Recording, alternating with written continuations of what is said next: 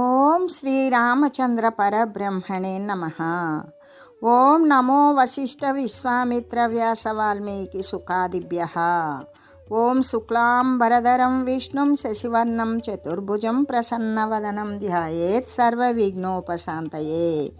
ఓం నమో బ్రహ్మాదిభ్యో బ్రహ్మ విద్యా సంప్రదాయ కర్తృభ్యో వంశ ఋషిభ్యో మహద్భ్యో నమో గురుభ్యః. ఓం శ్రీరామో రామభద్రశ్చ రామచంద్రశ్చ శాశ్వతః రాజీవలోచన శ్రీమాన్ రాజేంద్రో రఘుపుంగవః. శ్రీ యోగవాసిష్టము ఉపశమ ప్రకరణము. అయితే నిరంతరము కూడా పాపకర్మలనే చేసేటువంటి వారు దేహమయందు మరి స్థిర భావన కలిగినటువంటి వారు అయిన వారు దుర్బుద్ధులే అవుతారు. అటువంటి వారంతా కూడా సముద్రంలో పుట్టి పోయేటువంటి బుడగలలాగానే వినాశం కోసమే జన్మిస్తూ ఉంటారు. అంటే చీమలు మొదలుకొని పలు రకాలైన జీవజాతుల నిరంతరము కూడా ఉత్పత్తి వినాశాలు పొందుతూనే ఉన్నవి కదా. అలాగే జలాశయాలయందు ఏనుగు వంటి ఆకృతి కలిగినటువంటి పెద్ద పెద్ద చేపలు మొసళ్ళు ఉత్పన్నాలు అంటే పుడుతూ ఉన్నవి. అంతేకాదు భూమి యందు తేళ్ళు కీటకాలు వాటి యొక్క సమూహాలు అంటే గుట్టలు గుట్టలుగా పుట్టలు పుట్టలుగా జన్మిస్తూ ఉన్నవి. అంతేకాకుండా ఆకాశాన పక్షులు మరి అడవుల యందు సింహాలు పులులు మొదలైనటువంటి మృగాలు కూడా జన్మిస్తూ ఉన్నవి.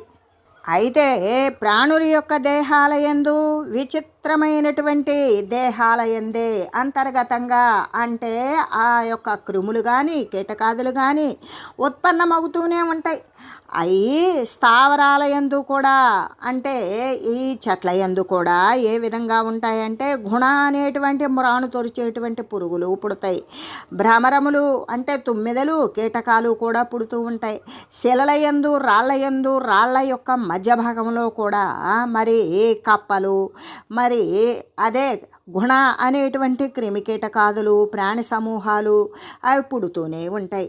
అంతేకాదు మలమందైతే మరి పలువిధ కీటకాలు కూడా ఉత్పన్నమవుతూ ఉంటాయి అని చెబుతూ ఇటువంటి క్రిములతో ఉత్పన్నమైనవి కాబట్టి ఇట్టి అసంఖ్యాకమైనటువంటి జన్మ వినాశాలను గురించినటువంటి కృపాళువు ఎల్లవేళలా కూడా దయగలిగినటువంటి వాడు ఈ పుట్టడం చావడం గురించినటువంటి విషయాన్ని తెలిసినటువంటి వాడు నిరంతరం కూడా వాడు సంతోషపడినా బాధపడినప్పటికీ సరే కానీ రాగ ద్వేష అభావము చేత మాత్రమే వాటి యందు ఉపేక్ష అనేటువంటిది సరి అయినటువంటి భావన అవుతుంది. ఎందుకు అంటే అనేక రకాలు ఉపాధులు అనేటువంటివి వాటి యొక్క కర్మవాసనల ప్రకారం దానికి తగినటువంటి ఉపాధిని పుట్టుకొని తీసుకొని వస్తుంది. కాబట్టి వచ్చింది వస్తుందా మరి నిలుస్తుందా నిలవదు, మరి పోతుంది, పోయింది పోయినట్లు ఉంటుందా మళ్ళీ వస్తుంది. ఈ రాకపోకలు కలిగినటువంటివి అంటే పుట్టడం చావడం అనేటువంటి విషయాలను గురించి తెలిసినటువంటి మరి ఎవడైతే వేత్త ఉంటాడో వాడు నిరంతరం కూడా దుఃఖపడినా కూడా లేదా వాటి పట్ల దయగలిగినటువంటి వాడు దుఃఖపడినా సంతోషపడినా సరే కానీ వాటి పట్ల మరి అనురాగం కానీ వాటి పట్ల తృణీకార భావం ద్వేషభావం కానీ లేకుండా ఉండడం, వాటి పట్ల ఉదాసీనత ఉపేక్ష కలిగి ఉండడమే సరి అయినటువంటి విషయము అని తెలియజేస్తూ, అంటే నిరంతరం కూడా ఉత్పత్తి అవుతూ నశించిపోతూ ఉన్నటువంటి ఈ యొక్క సంసార భ్రమయందు సుఖము కానీ దుఃఖము కానీ రెండు కూడా యుక్తము కాదు. అది సుఖపడినా దుఃఖపడినా ఏది కూడా సరి అయినటువంటి విషయం కాదు. ఈ విధంగా అంటే ఒక చెట్టుకి ఒక వృక్షానికి పత్ర సమూహాలు లాగానే అంటే ఆకులు ఏ విధంగా కోకొళ్ళలు పుడతాయి అలాగే రకరకాలైన పలువిధ రకాల జీవకోట్లు కూడా ఈ యొక్క ప్రపంచమునందు ఉత్పన్నమవుతూ ఉంటాయి. మరలా కూడా అవి వినాశము చెందుతూనే ఉంటాయి. కాబట్టి ఈ యొక్క కుబుద్ధుల దుఃఖాలను అంటే ఏ ఆత్మతత్వాన్ని అయితే తెలుసుకోలేడో వాడు చెడు మనస్తత్వము కలిగిన వాడు చెడు దుఃఖాన్ని చెడు బుద్ధి కలిగినటువంటి వాడు. ఎందుకు? స్థిరముగాని పదార్థాన్ని, దేహాలను ఆత్మభావంగా స్థిర రూపంగా భావించేటువంటి చెడు బుద్ధి కలిగిన వాడు. కాబట్టి అటువంటి వారి దుఃఖాలను ఎవరైతే దూరం చేయాలి అని చూసేటువంటి దయావంతుడు ఉంటాడో అటువంటి ఆయన తన చేతిలో ఉన్నటువంటి గొడుగుతోటి ఆకాశాన్ని మొత్తాన్ని కూడా కప్పివేయాలి అని చూసినట్లుగానే ఉంటుంది. అంటే తన యొక్క చేతితో ఉన్నటువంటి దానితో ఆకాశాన్ని కప్పగలడా? అది సాధ్యపడేది కాదు. అంటే అక్కడ వాళ్ళను గురించి ఈ దయ అనేటువంటిది ప్రయోజనరహితమే అవుతూ ఉంటుంది. కాబట్టి ఓ రామా, నీవు ఈ కీటకాలు, ఈ తుమ్మెదలు, ఈ పశువులు, వీటి యొక్క ధర్మావలంబనములైనటువంటి అవి అనుసరించేటువంటి నీచము మనుషులు కూడా ఈ యొక్క ప్రపంచమున, అంటే ఈ కీటకాలు, మృగాలు, జంతువులు, పశువులు, పక్షాదులు ఏ విధమైనటువంటి నీచ స్థితిని అనుభవిస్తూ ఉన్నావో అలాగే ఈ నీచ మనుషులు కూడా ఈ ప్రపంచమున ఉపదేశార్హులు ఎన్నటికీ కూడా కారు. ఎందుకు? అనాత్మ వస్తువును ఆత్మ వస్తువుగా భావిస్తున్నారు, అసత్యాన్ని సత్యముగా భావిస్తూ ఉన్నారు. అటువంటి వారికి ఏదైనా సరే జ్ఞానాన్ని బోధించడానికి వారు అర్హులు కానేరరు. కాబట్టి అట్టి వారికి ఉపదేశించడం అనేటువంటి దాని వల్ల ప్రయోజనం ఏమైనా ఉన్నదా? కాలం వృధా అవ్వడం తప్ప అని చెబుతూ కిం కిలస్పారమనసం పశూనాం చ విశేషణం కృష్యంత్యే పశవోరజ్వ మనసా మూఢచేతసః. దృశ్య విషయములందే సంలగ్నమైనటువంటి చిత్తము కలిగిన మనుషులకు, అంటే ఈ దృశ్యమాన వస్తువుల యందే మనసు అనేటువంటిది దానిలో మమేకమై ఉంటుంది. అదే సత్యమనే భావముతోటి చిత్తము దృశ్యాన్ని సత్యముగా భావించేటువంటి మనుషులు ఎవరైతే ఉంటారో అటువంటి వారికి పశువులకి ఏమాత్రము భేదం లేదు. అందుకే జ్ఞానేన హీనా తత్వత్ పశుభిః సమానః. జ్ఞానం ఎవరికైతే లేదో, తనను ఉద్ధరించుకొని పరమాత్మ తత్వాన్ని తెలుసుకునేటువంటి జ్ఞానం ఎవరికైతే లేదో వాడు పశువుతో సమానమే. దానికి పశువులకి మనుషులకి ఎటువంటి భేదము లేదు. ఎలాగంటే త్రాడు కట్టి ముక్కుకి మరి త్రాటి చేత పశువులు ఎడవబడతాయి. అదే ముక్కుకు త్రాడు కట్టకపోతే పశువులు మాట వినవు. అలాగే ఈ మూఢమైనటువంటి ఈ చిత్తము కలిగిన వారు, అనాత్మ వస్తువును సత్యముగా భావించేటువంటి వారు తమ యొక్క మనసు చేతే ఏడవబడుతూ ఉంటారు అని చెబుతూ, అంటే ఏ విధంగా విషయాలయందు విస్తరింపబడినటువంటి మనసు గలవారికి పశువులకి ఏమాత్రము కూడా భేదము విశేషత్వము లేనే లేదు. రెండు సమానమే. ఎలాగంటే పశువులు త్రాటి చేత ఏడవబడుతూ ఉంటాయి.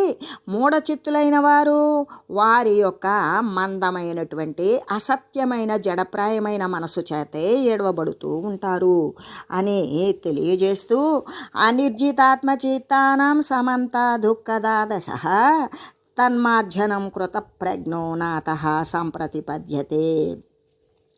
అంటే వాని యొక్క చిత్త పంకము అనేటువంటి దాని యందు ఎవరైతే మగ్నులై ఉంటారో వారు వారి యొక్క నాశనార్థం కోసమే కార్యాలను ఆరంభం చేసేటువంటి వారే అయ్యి, మరి అయినటువంటి వారే మనుజులను చూచి శిలలు కూడా, రాళ్ళు కూడా ఏడుస్తాయి. ఏమయ్యా, మీరు మనుషులుగా పుట్టారు, మీలో జ్ఞానం ఉంది, దానిని మేల్కొల్పండి, జ్ఞాన మార్గాన ప్రవేశించండి అని శిలలు కూడా రోదన పడతాయి. కానీ తెలివి లేని మూర్ఖును చూసి వారు మాత్రం వారి యొక్క స్వచిత్తము చేత వారు నమ్ముకున్నటువంటి దృశ్యమాన జగత్తునే సత్యము అని భావిస్తూ ఉంటారు అని చెబుతూ, తమ యొక్క చిత్తాలను గనక జయించని వారికి అంతటా కూడా దుఃఖాలే సంప్రాప్తమవుతాయి. కాబట్టి భూమి మీద కలిగినటువంటి ధూళినంతని కూడా తొలగించాలి అనే ప్రయత్నం ఏ విధంగానైనా సరే ఎవరైనా సఫలీకృతుడవుతాడా? తను ఉన్నటువంటి పరిసరాల మట్టికి శుభ్రం చేసుకోవచ్చు. అలాగే ప్రాజ్ఞుడైనటువంటి వారు దానిని నివారించిన దాని యందు ప్రవృత్తుడు కానేరుడు.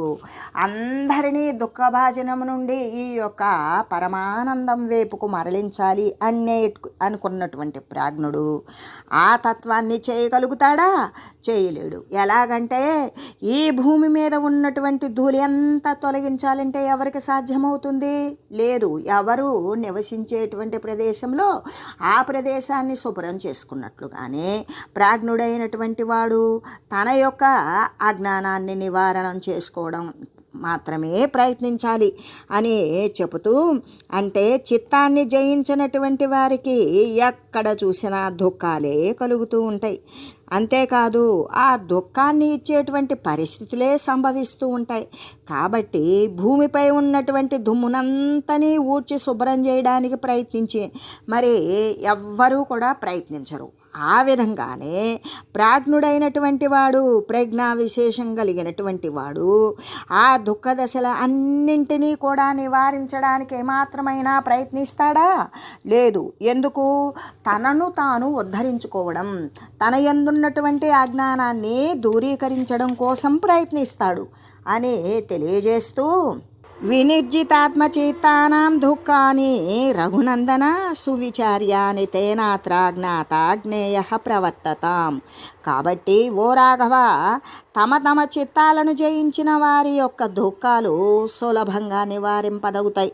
కాబట్టి అట్టివారి దుఃఖ నివారణమునందు జ్ఞాని ప్రవృత్తుడే అయ్యుంటాడు. అంటే ఎవరైతే తమ యొక్క చిత్తాలను జయిస్తారో ఆ వారి దుఃఖాలు సులభంగా తొలగించుకోవచ్చు. అప్పుడు అవి సఖ్యములై ఉంటాయి. కాబట్టి తత్వవేత్తయగు జ్ఞాని అట్టివారి దుఃఖ నివారణమునందు ప్రవర్తించుగాక. ఎవడైతే తన చిత్తాన్ని జయించాలి అని జ్ఞానిని ఆశ్రయించాడో ఆ జ్ఞాని చేసేటువంటి ప్రయత్నం అప్పుడు ఫలిస్తుంది. అప్పుడు ఆయన ఆ విధంగా ప్రవర్తించవచ్చు.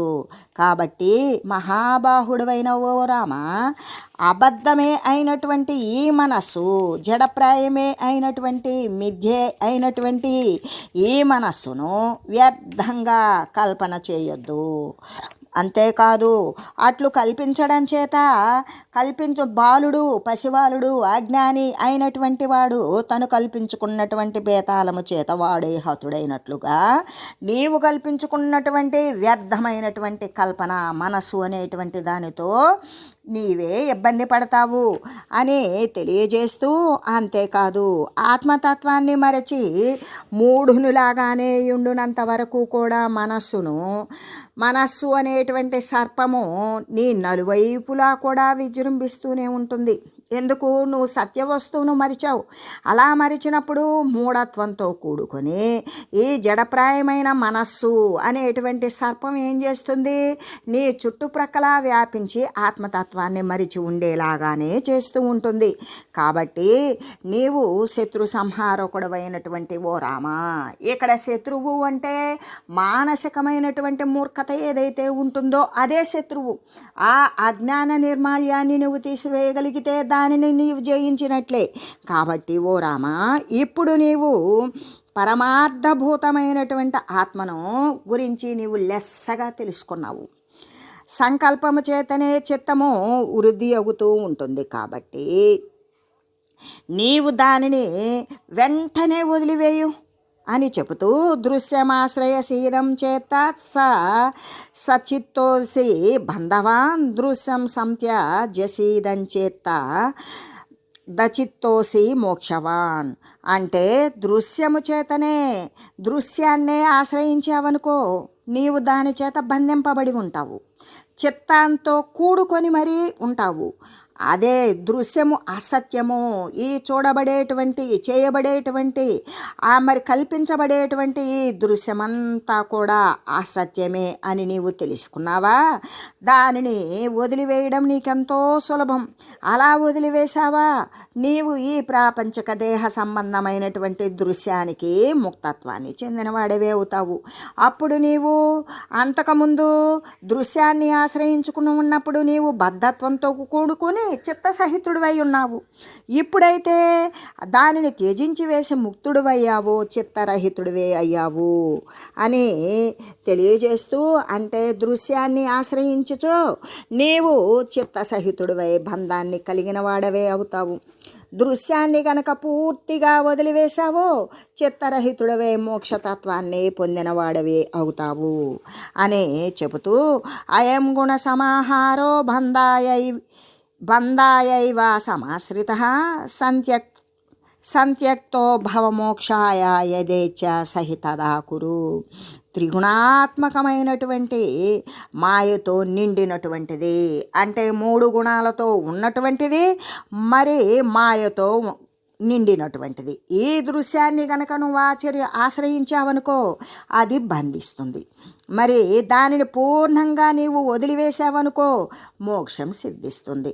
ఈ విధంగా తెలుసుకొని నీకు ఏ విధంగా చేయాలి అని గనక ఇచ్చగలిగిందో దాని ప్రకారమే ఆచరించు. కాబట్టి రామా, త్రిగుణాత్మకమై అంటే సత్వరజస్తమో గుణాలతో నిండి మాయలతో నిండినటువంటి ఈ దృశ్య సమూహాన్ని కనుక నువ్వు ఆశ్రయించుకొని ఉన్నావనుకో అది నిన్ను బంధిస్తుంది. అంటే బంధం కలుగుతుంది. లెస్సగా పూర్తి స్థాయిలో ఈ దృశ్య సంబంధమైన మాయామయమైనటువంటి దృశ్య సమూహాన్ని వదిలివేశావో నీకు మోక్షం కలుగుతుంది. ఈ ప్రకారంగా నీవు తెలిసి ఇక నీకు ఏ విధంగా ఇష్టమవుతుందో ఆ విధంగానే ఆచరించు అని చెబుతూ నాహం నేదమితి ధ్యాయం స్థిష్టత్వ మచలాచల అనంతాకాశ సంకాశ హృదయేశ్వర. ఓ రామ, బాహ్యమునందు అభ్యంతరమునందు కూడా దృశ్యాలు 2, ఆ 2 కూడా నేను కాను అనే విధంగానే భావిస్తూ పర్వతంలాగానే స్థిరంగా ఉండు. ఇతర వస్తువులైతే కదులుతూ ఉంటాయి, పర్వతమైతే స్థిరంగా ఉంటుంది. అలాగే నువ్వు కూడా బాహ్యమనందు అభ్యంతరమనందు అంటే లోపల వెలుపల 2 రకాల కూడా వెలిలో కూడా ఉండేటువంటి దృశ్యాలు 2 కూడా నేను కాను అని నువ్వు భావించినట్లయితే పర్వతం ఎంత స్థిరంగా ఉంటుందో నువ్వు కూడా అంతే స్థిరంగా ఉంటావు. ఉన్నప్పుడు హృదయేశ్వరుని యొక్క హృదయము ఆకాశము మాడికి అతి విశాలమైనదే కదా.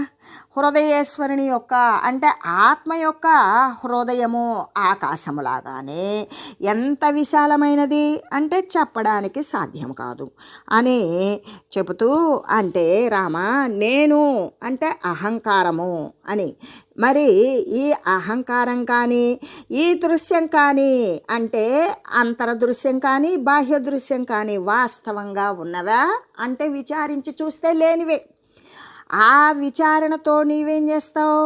లేవు అని నీవు ధ్యానిస్తూ వాటి యందు స్థిరపడినప్పుడు పర్వతంలాగానే స్థిరత్వం కలిగి ఉంటావు. నీవు అనంతమైనటువంటి ఆకాశములాగానే అతి విశాలమైనటువంటి రూపము కలిగిన హృదయేశ్వరుడగు ఆత్మవే అయ్యున్నావు అని చెబుతూ ఆత్మనో జగతశ్చాస్యత్వమంగా కళనామలం రామద్విత్వ మయీం త్యక్త్వా శేషస్థః సుస్థిరో భవ. ఈ జగదాత్మల యొక్క భ్రాంతి రూపమైన అంటే ఈ జగత్తు ఈ ఆత్మ ఈ రెంటిని గురించినటువంటి భ్రాంతి రూపమైనటువంటి ద్వైత కల్పనను ఈ 2 విధాల ఉన్నటువంటి కల్పనను పూర్తిగా వదిలి శేషించినటువంటి సాక్షి చైతన్యమునందే నీవు స్థితుడవయ్యుండు. ఎలాగంటే ప్రియుడమైనటువంటి ఓ రామచంద్ర, అహంకారము అనేటువంటి దృశ్యాన్ని మరి బాహ్యాభ్యంతరమైనటువంటి దృశ్యాలు అహంకారము దృశ్యము అనేటువంటిది అంటే బాహ్యమనందు అభ్యంతరమునందు కూడా ఉన్నటువంటి ఏ కల్పనా రచితమైనటువంటి దృశ్యాలు ఉన్నవో ఈ రెండింటినీ కూడా రెంటితో నిండిపోయిన కల్పనను కూడా సంపూర్ణంగా వదిలివేయు. అలా వదిలివేశావో అప్పుడు ఏం మిగులుతుంది? ఆ 2 దృశ్యాలు పోయినప్పుడు మిగిలేటువంటిది ఆ దృక్స్వరూపమైన అధిష్టాన స్వరూపమైన సాక్షి స్వరూపమైన ఆత్మస్థితి తప్ప మరొకటి ఉండదు. అందుకే నీవు ఆ సాక్షియగు బాహ్యాభ్యంతరములందు ఉన్నటువంటి ఏ అహంకార అదే దృశ్యాలు అనేటువంటివి వదిలివేశావో పూర్తిగా, అప్పుడు మిగిలి ఉండేటువంటిది సాక్షియగు ఆత్మ మాత్రమే ఉంటుంది. నీవు ఆ ఆత్మయందు స్థితి గలవాడవై సుస్థిరుడవై ఆ విధంగా నీవు విలసిల్లు అని చెబుతూ, ఆత్మనో జగతస్య దృష్ట దృశ్య దశాంతరే దర్శనాఖ్యే స్వమాత్మానం సర్వదా భావయన్ భవ. అంటే జగదాత్మల యొక్క ద్రష్ట దృశ్యముల యొక్క మధ్య దర్శనము అనేటువంటిది. అంటే ఇక్కడ ద్రష్ట దర్శనము మధ్య ఏమున్నది? దృశ్యమున్నది. ఈ అంటే ద్రష్ట దర్శన దృశ్యము అనేటువంటిది ఏంటి? త్రిపుటి. ఆ త్రిపుటి యందు అనుస్యూతమై ఉన్నటువంటి ఈ మూడింటికి విలక్షణమై మూడింటికి ఆధారమై ఉన్నటువంటి సాక్షి స్వరూపమగు ఆత్మ ఏదైతే ఉంటుందో దానిని నువ్వు సర్వదా భావన చేయు. అహంకారము, జగత్తు అనేటువంటి ద్రష్ట దృశ్య దర్శనము అనేటువంటి పేరు కలిగిన ఈ మూడింటిని, అంటే ఈ ద్రష్టయందు దృశ్యమయందు కూడా ఎవడు చూస్తున్నాడు అంటే ద్రష్ట చూస్తున్నాడు. దేన్ని? దృశ్యాన్ని. దేని ఆధారంతో దృశ్యాన్ని చూస్తున్నాడు? దర్శనము అనేటువంటిది. అందుకే ఈ ద్రష్ట దృశ్య దర్శనము అనే పేరు కలిగినటువంటివి ఏవి అంటే త్రిపుటి. ఆ త్రిపుటి యందు అనుస్యూతమై, ఏ విధంగా మణుల లోపల ఉన్నటువంటి సూత్రములాగా దారములాగానే. అంటే మణులు ముత్యాల హారానికి ఆధారం ఏంటి అంటే దారము. ఆ దారము లేకపోతే ముత్యాలన్నీ మాలికలాగా నిలబడతాయా? నిలబడవు.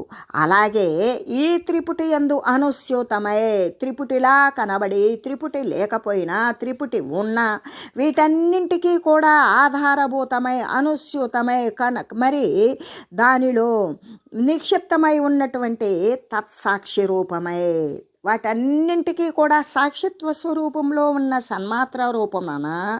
సన్మాత్ర రూపమునందే వెలయుచూ ఉన్నటువంటి నీ యొక్క ఆత్మ ఏదైతే ఉన్నదో అక్కడ నీ ఆత్మ ఉన్నది. నీవు దానిని భావన చేస్తూ ఉండు అని చెబుతూ, అంతేకాదు అలాగే స్వాధ్య అంటే ఆస్వాదింపదగినది, స్వాదకములు రెంటిని కూడా అంటే ఆస్వాదించేది మరి సాధుత్వము కలిగినది. ఈ రెంటిని కూడా విడిచి స్వాధన రూపమైనటువంటి అంటే స్వాధ్య స్వాదకాలకి రెంటికి మధ్యలో ఏమున్నది? స్వాధన అనేటువంటి రూపం ఉన్నది. ఆ మధ్యలో ఉన్నంటి త్రిపుటి. ఇక్కడ త్రిపుటి అనేటువంటిది ఏ విధంగా? స్వాధ్యము అంటే పదార్థము, స్వాదుత్వము, స్వాదకము అంటే రుచి చూసేవాడు, రుచి కలిగినది, రుచి కలిగించే వస్తువు. ఈ విధంగా ఈ మూడింటి యొక్క అంటే ఈ త్రిపుటి యొక్క సాక్షి చైతన్యము చేతనే ధ్యానిస్తూ ఉండు. నిరంతరంగా ఆత్మమయుడవై ఉండు, ఆత్మతో నిండి ఉండు అని చెబుతూ, అంతేకాదు ఓ రామ, ఈ విధంగా అనుభవి అయిన ఈ రెంటి మధ్య కూడా నిరాలంబమై త్రిపుటి కంటే వేరై ఉన్నట్టే శుద్ధ రూపం ఏదైతే ఉన్నదో హృదయమున ఆశ్రయించి సుస్థిరుడవై ఉండు. అనుభవనీయము అంటే అనుభూతి, అనుభవి. ఆ అనుభూతిని పొందేటువంటి వాడు అనుభవి. మరి అనుభవించేటువంటిది ఈ రెంటి మధ్య కూడా అంటే అనుభవనీయము, అనుభవించేవాని యొక్క మధ్యలో కూడా నిరాలంబమై ఉన్నది. ఏంటది? అనుభవము. ఈ యొక్క త్రిపుటి యొక్క వేరై ఉన్నట్లు కానీ దీనిలో కూడా అంటే ఇక ప్రతిదానికి చెప్పనవసరం లేదు కదా. అనుస్యూతమై ఉన్నటువంటి ఏ శుద్ధ రూపమైన హృదయమును ఆశ్రయించి ఉన్న పరమాత్మతత్వము నీవే, దాని యందే నీవు సుస్థిరుడివై ఉండు అని చెబుతూ, భవభావనయాహీనం భావాదసంహితం భావయన్నేవమాత్మానామాత్మ సంస్థితి స్వయం భవ. జాగ్రత్త, స్వప్నము మరి సుషుప్తి ఈ మూడు కూడా నశించినవి. వాటన్నింటికీ కూడా అంటే జాగ్రత్త యందు సాక్షిభూతమై ఉన్నాడు, స్వప్నమునందు సాక్షీభూతమై ఉన్నది, సుషుప్తి యందు కూడా సాక్షీభూతమై ఉండి, అంటే ఈ మూడు ఉన్నప్పటికీ నశించిపోయినప్పటికీ కూడా సాక్షీభూతమై వెలసి ఉన్నటువంటి ఏ ఆత్మ అయితే ఉన్నదో దానిని మాత్రమే భావిస్తూ ఉండు. స్వయంగా ఆత్మయందు స్థితత్వము, స్థితుడువై ఉండు అని చెబుతూ, అంటే జాగ్రత్త, స్వప్నము, సుషుప్తి ఈ యొక్క దశలు అనేటువంటివి నశించిపోయినప్పటికీ ఆపదలన్నింటికీ కూడా సాక్షిభూతమై ఏదైతే వెలయుచూ ఉన్నదో ఆ ఆత్మనే నీవు ఎల్లవేళలా కూడా భావిస్తూ ఉండు. స్వయంగా ఆత్మయందే స్థితి కలిగిన వాడివి అవ్వు అని తెలియజేస్తూ, ఆత్మ సంతాత్య త్యజన్నేతాం చేత్యం భావాయసి స్వయం యదా రామ తథాయాసి చిత్తతామతి దుఃఖదాం. ఓ రామ, ఇట్టి శుద్ధ చిన్మాత్రత్వ స్వభావము కలిగిన ఆత్మసత్తను వదిలివేసి విషయములు అనే వాటినే భావిస్తూ ఉన్నట్లయితే దుఃఖప్రదమైనటువంటి చిత్తత్వ దశనే మళ్ళీ పొందుతావు. మళ్ళీ నువ్వు ఏదైతే మరి అస్థిరమైనటువంటి స్థితి ఉన్నదో దానినే పొందుతావు అని చెబుతూ, ఇటువంటి ఆత్మసత్తను నీవెప్పుడైనా సరే ప్రమాదవశము చేత నీవు మరచి గనక దానిని వదిలివేశావో ఆత్మసత్తను, మళ్ళీ ఏమొస్తుంది? దృశ్యము.